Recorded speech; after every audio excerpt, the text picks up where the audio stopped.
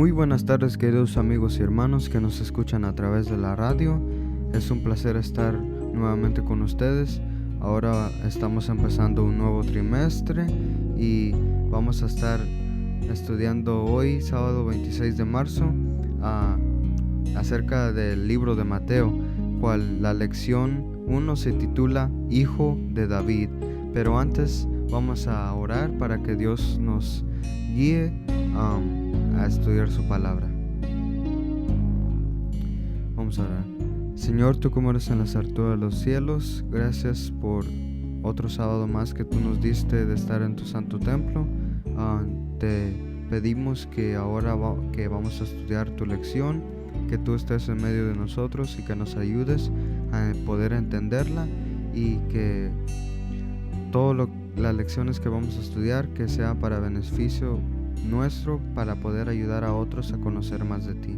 Te lo pedimos en Cristo Jesús. Amén.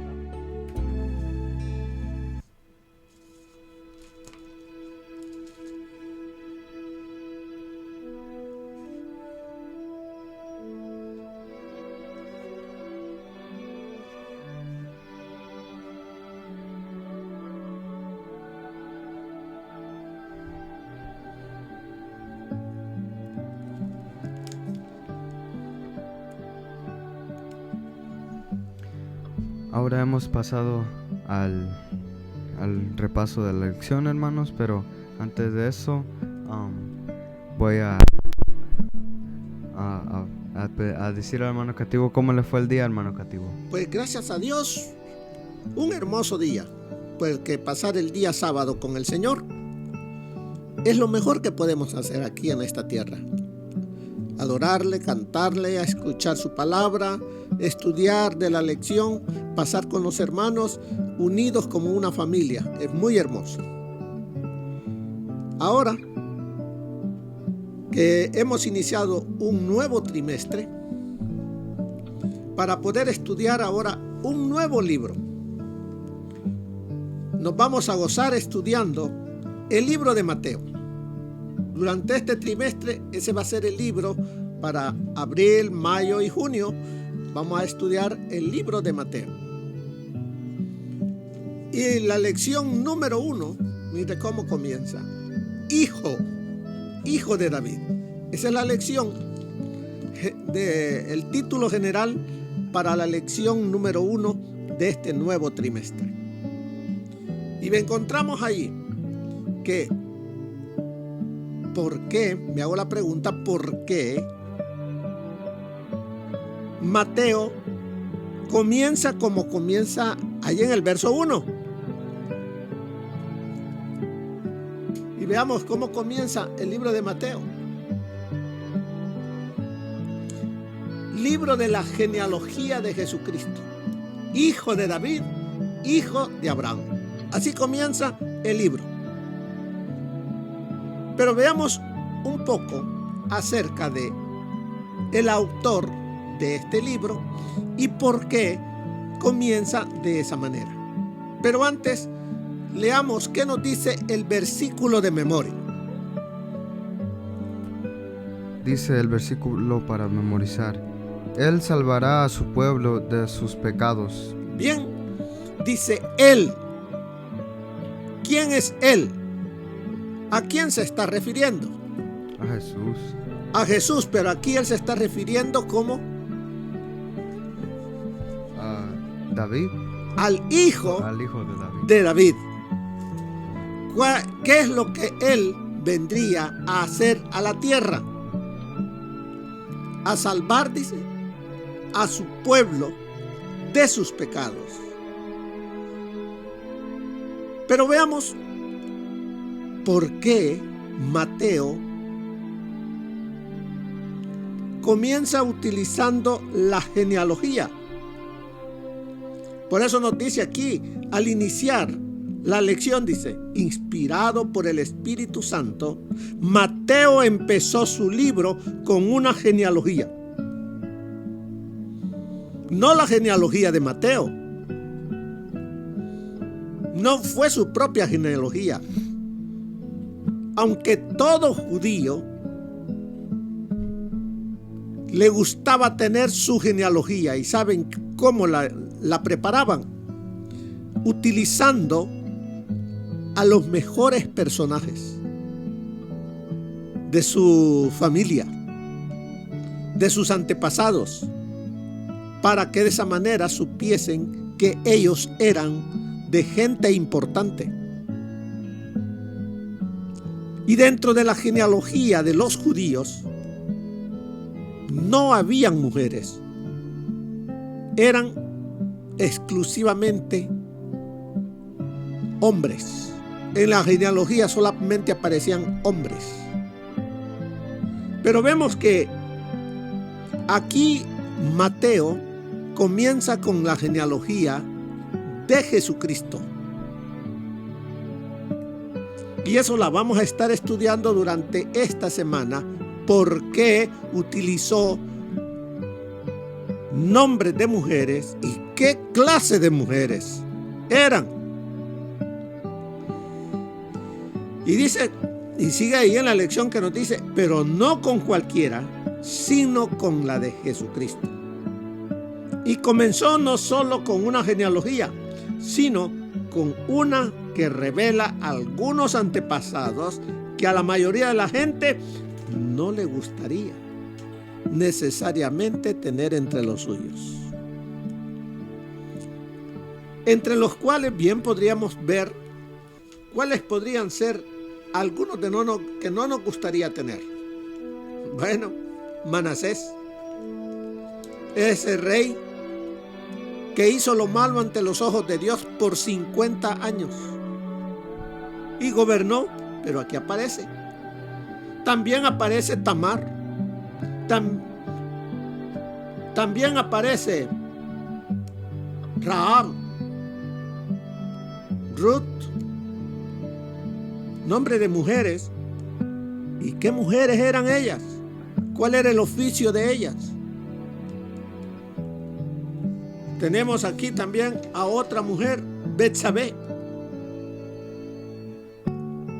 Entonces, de todos ellos utiliza él para describir la descendencia de donde viene el Salvador del mundo.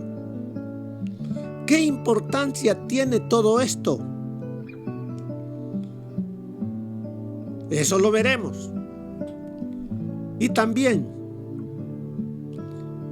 vemos que Mateo, ¿para quién está escribiendo primeramente? Primeramente, él está escribiendo para el pueblo judío. El pueblo aquel que dijo, crucifíquenle, mátenle. Para ese pueblo judío que decía estar esperando al Mesías.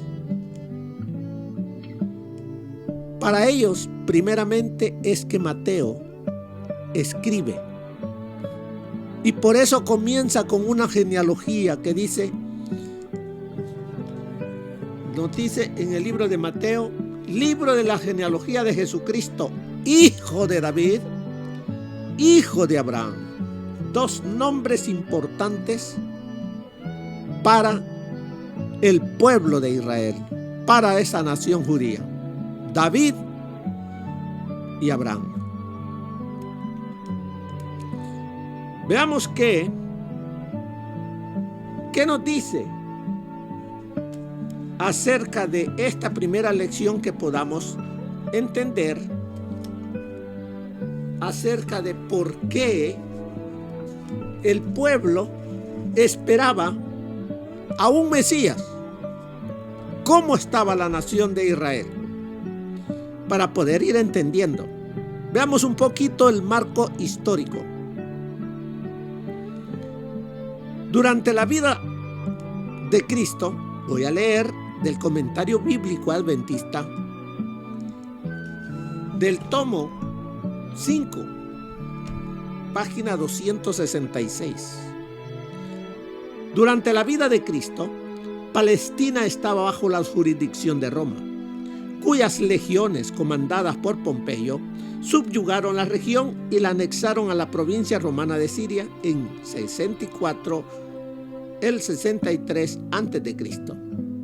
Después de haber disfrutado de independencia política durante unos 80 años antes de la llegada de los romanos, los judíos sufrieron mucho por la presencia y la autoridad de los gobernantes extranjeros, tanto civiles como militares.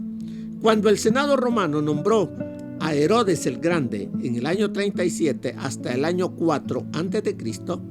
como rey sobre buena parte de Palestina, la suerte de los judíos fue aún más angustiosa. Esto es para que nos imaginemos cómo estaba el pueblo de Israel, toda esa región, subyugada bajo un gobierno extranjero.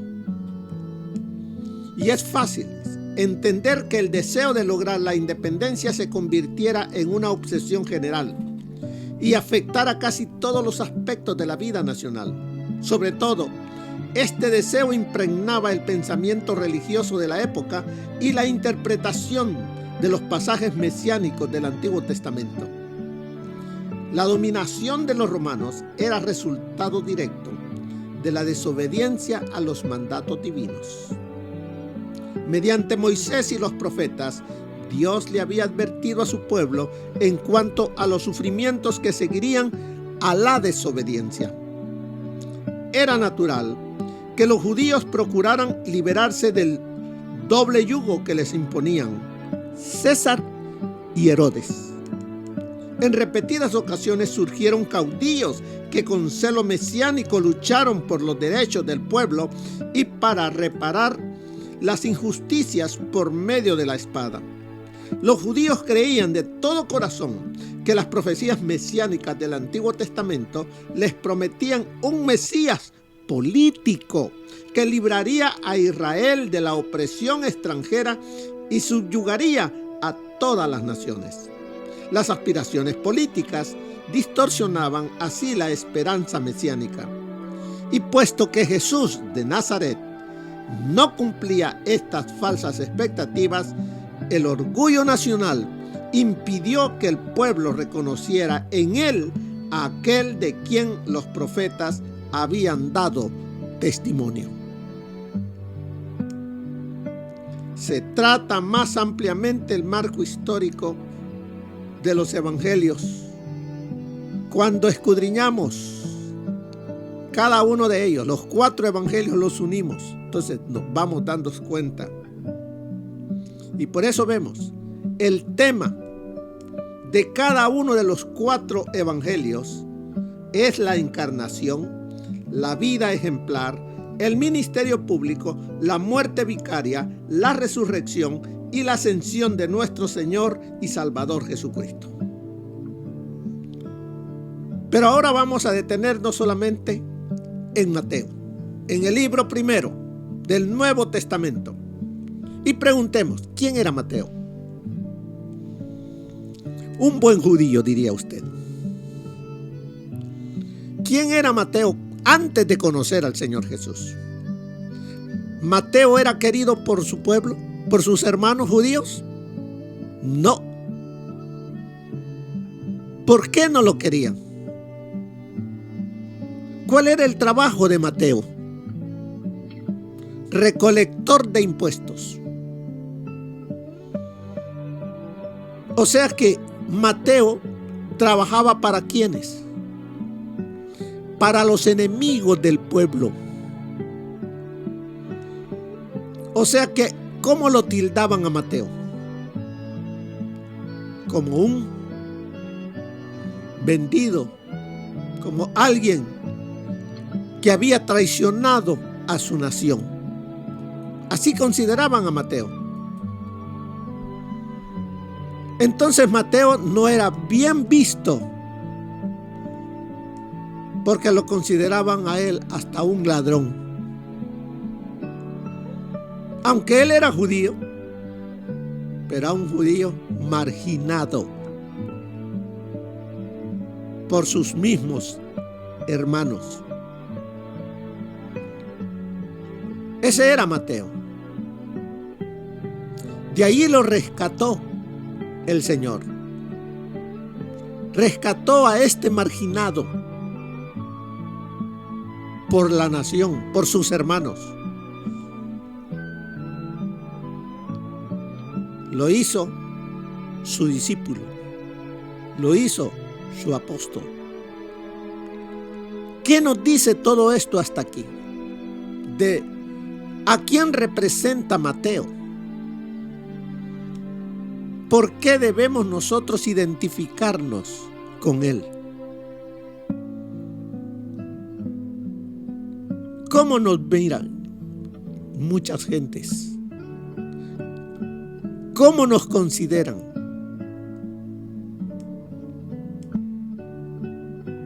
¿Verdad que nos podemos identificar con Mateo? Así es de que pongamos interés y tomemos tiempo para adentrarnos en cómo Mateo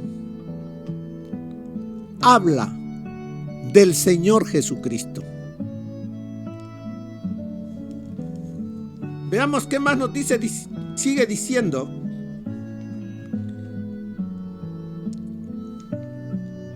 Y nos dice, por eso aquí nos dice en la lección, tal vez como él era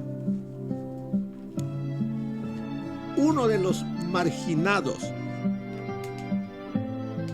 Mateo podía identificarse con tales antepasados. ¿Y quién de nosotros no es un marginado? Por A o B razón o causa que hayamos hecho, ya nos marcan, nos señalan y podemos identificarnos con Mateo. Por eso dice, él era un judío recolector de impuestos que se había vendido a los enemigos. Y realmente le pagaba a Roma por la oportunidad de sentarse allí y cobrar impuestos a los judíos, su propio pueblo. Entonces vemos que no era un hombre bien amado, bien aceptado, no lo aceptaban. Así como a usted. Pero gracias a Dios. Porque yo lo puedo decir, porque si usted puede preguntarse, ¿quién era usted antes de haber venido a los caminos del Señor? ¿Quién es hoy en los caminos del Señor? ¿Verdad que hay una gran diferencia? Porque ¿quién era Mateo antes? ¿Creen que todavía se estuviese hablando de Mateo si no hubiese recibido el llamado del Señor Jesús? ¿Quién se acordaría de él? Nadie. Así de nosotros. Hoy, como hijos de Dios, también nosotros tenemos ese privilegio que tuvo Mateo. Aunque en un tiempo marginado, ahora él es parte del pueblo de Dios. Real sacerdocio, nación santa, pueblo adquirido por Dios. Imagínense. Eso es lo que somos tú y yo ahora. Pero como nos dice el versículo de memoria, Él salvará a su pueblo de sus pecados. Miren lo que nos dice el comentario de la ayuda del espíritu de profecía, de las notas del espíritu de profecía para el día de hoy. Jesús murió para salvar a su pueblo de sus pecados. Y la redención en Cristo significa cesar de transgredir la ley de Dios y liberarse de todo pecado. ¿Qué significa entonces, dice, la redención en Cristo? ¿Qué significa vivir para Cristo? ¿Qué significa esta nueva vida en Cristo Jesús? Dice, significa cesar de transgredir la ley de Dios y liberarse de todo pecado. Ningún corazón que está agitado de enemistad contra la ley de Dios está en armonía con Cristo, quien sufrió en el Calvario para vindicar y exaltar la ley delante del universo. Si bien debemos estar en armonía con la ley de Dios, no somos salvados por las obras de la ley, eso está claro. Sin embargo, no podemos ser salvados sin obediencia. La ley es la norma por la cual se mide el carácter. Pero no nos es posible guardar los mandamientos de Dios sin la gracia regeneradora de Cristo. Eso es así. No podemos guardar la ley sin la obra regeneradora de Cristo. Por eso, Él dice en San Juan 14:15, si me amáis, primero debo de amar a Cristo. Primero debo de permitir que la gracia de Cristo transforme mi corazón de piedra en un corazón de carne. Y por eso termina este versículo, San Juan 14:15. Si me amáis, guardad mis mandamientos. La ley es la norma por la cual se mide el carácter. Pero no nos es posible guardar los mandamientos de Dios sin la gracia regeneradora de Cristo. Solo Jesús puede limpiarnos de todo pecado. Él no nos salva mediante la ley, pero tampoco nos salvará en desobediencia a la ley. Por gracia somos salvos. Pero la gracia no nos da libertad para pisotear ningún mandamiento de la ley de Dios, porque la ley de Dios es eterna, es perfecta. Nuestro amor a Cristo, sigue diciendo, será proporcional a la profundidad de nuestra convicción de pecado, y por medio de la ley es el conocimiento del pecado. Pero cuando nos observamos a nosotros mismos, fijemos la mirada en Jesús, quien se dio a sí mismo por nosotros a fin de redimirnos de toda iniquidad. Mediante la fe, apropiémonos de los méritos de Cristo y la sangre purificadora del alma será aplicada. Esto se encuentra en Fe y Obras, páginas 98 y 99.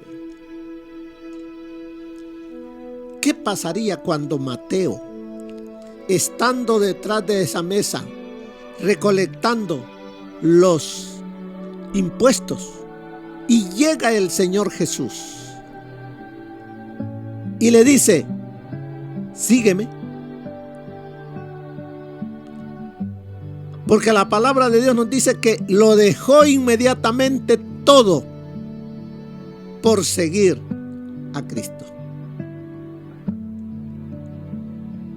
El trabajo que tenía era el de los mejores. Era el que se hacía rico rápidamente, a expensas del pueblo.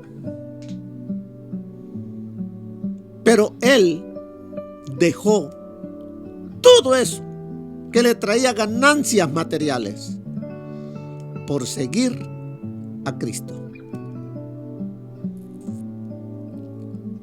¿Qué tenemos nosotros que dejar al llamado de Jesús?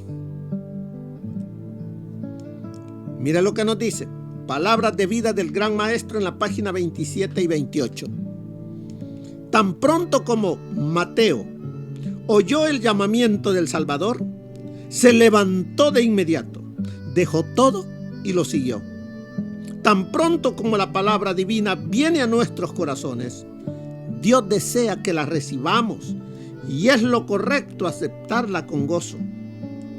Hay gozo en el cielo por un pecador que se arrepiente y hay gozo en el alma que cree en Cristo.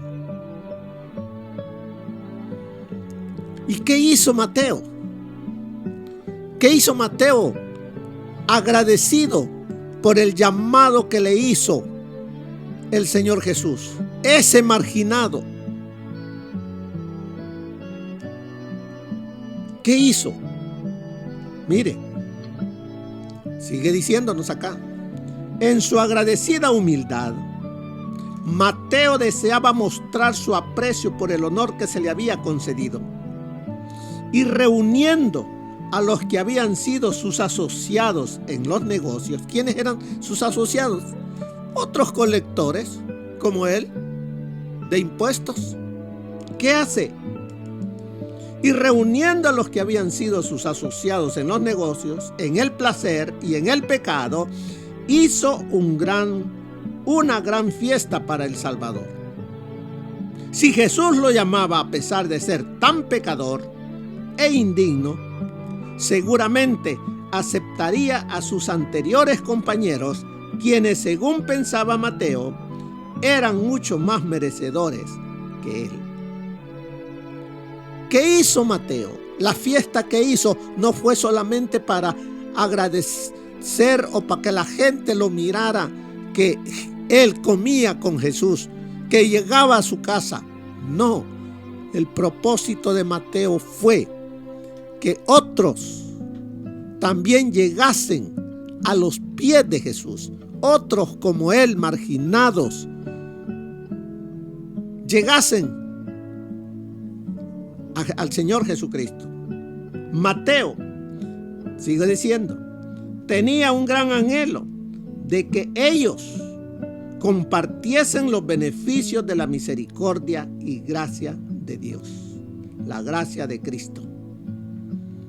Ese espíritu de Mateo es el que Dios anhela que permanezca, nazca, crezca en cada uno de nosotros.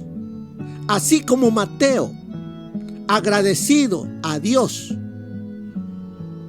invita al Señor Jesús a su casa e invita a aquellos que habían sido sus amigos de todo lo que hacía. Así ahora espera que cada uno de nosotros hagamos lo mismo, agradecido a Cristo. Invitemos a otros que conozcan al Señor Jesucristo para que conozcan del amor, de la misericordia de Él. Deseaba que ellos supiesen que Cristo no despreciaba ni odiaba a los publicanos y pecadores. Quería que ellos conocieran a Cristo como el bendito Salvador. ¿Por qué dejó Mateo la mesa de recolector?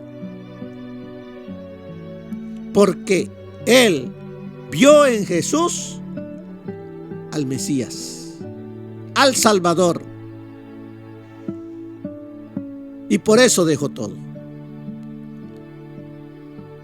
¿Quién es Jesús para ti? Al llamado que Él te ha hecho. ¿Qué crees que es Él? Porque si no hay cambios en tu vida, Jesús es nada más alguien superficial en tu vida. Pero si Jesús es algo especial para ti, tu vida ya no tiene que ser la misma. Y de eso, todo eso vamos a estudiar en el libro de Mateo, en la vida, en la transformación de Mateo, lo que él hizo. Y mira lo que nos sigue diciendo. En contraste, los fariseos vieron a Cristo visitando a los publicanos y pecadores y comiendo con ellos. Esos hombres que pretendían ser justos, esos fariseos, que no sentían necesidad de ayuda, no podían apreciar la obra de Cristo. Se colocaban donde no podían aceptar la salvación que había venido Jesús a traerles. Ellos no acudían a Él para poder tener vida.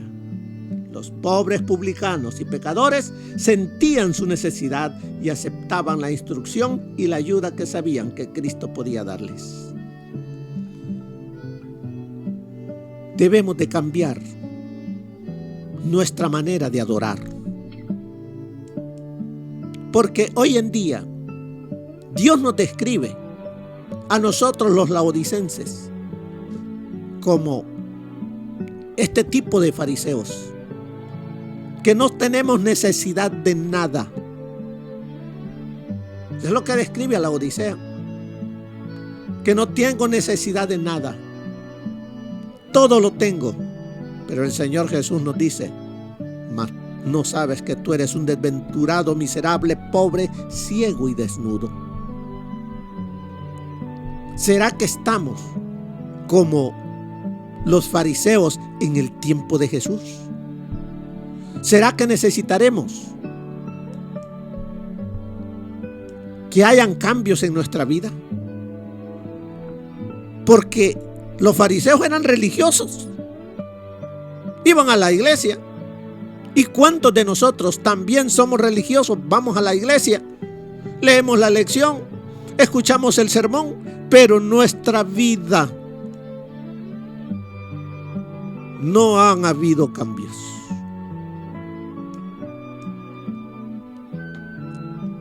Para Mateo mismo,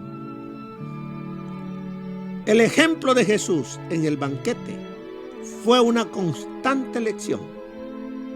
El publicano despreciado vino a ser uno de los evangelistas más consagrados y en su propio ministerio siguió muy de cerca las pisadas del Maestro. Conflicto y valor, página 284. Esto es lo que nos ha hablado las notas de la hermana White a cada uno de nosotros. Esto solamente es la introducción para el tema de este nuevo trimestre, que estudiaremos a Mateo. Así es que, hermano, como dice ahí al final en la lección de la introducción, y cuando lo llamó, Mateo aceptó, renunciando a la vida que había tenido antes, a cambio de una vida nueva en Jesús. ¿Anhelas tú lo mismo, querido hermano? ¿Una nueva vida en Jesús? De este modo, Mateo siguió a su Señor y guardó registros para un día devolver algo a su pueblo y al mundo.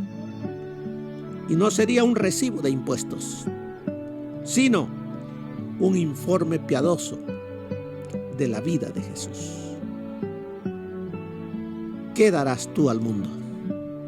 Mateo dejó este legado. ¿Qué harás tú por lo que el Señor ha hecho en tu vida? Pregúntate. Que el Señor te bendiga y que tengas feliz noche.